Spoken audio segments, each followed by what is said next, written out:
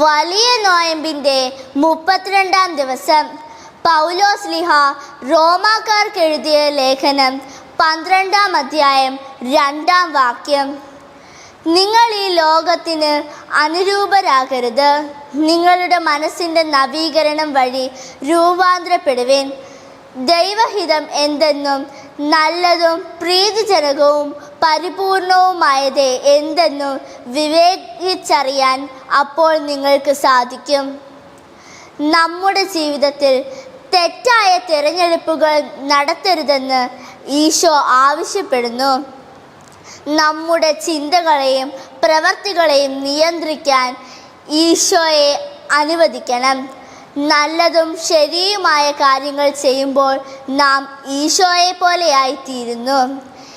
എന്ത് ത്യാഗം സഹിച്ചും നമുക്ക് നന്മയായവ ചെയ്യാൻ പരിശീലിക്കണം. ഈശോ നന്മയുടെയും സത്യത്തിൻ്റെയും പൂർണ്ണതയാണ്.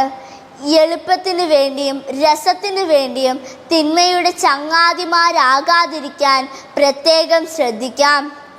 നന്മയായത് എന്താണെന്നറിഞ്ഞിട്ടും അവ ചെയ്യാതെ പോയ 5 അവസരങ്ങൾ ഓർത്തെടുക്കാം.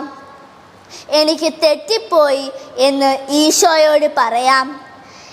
ഇന്ന് നന്മയായ 3 കാര്യങ്ങൾ ചെയ്യാം.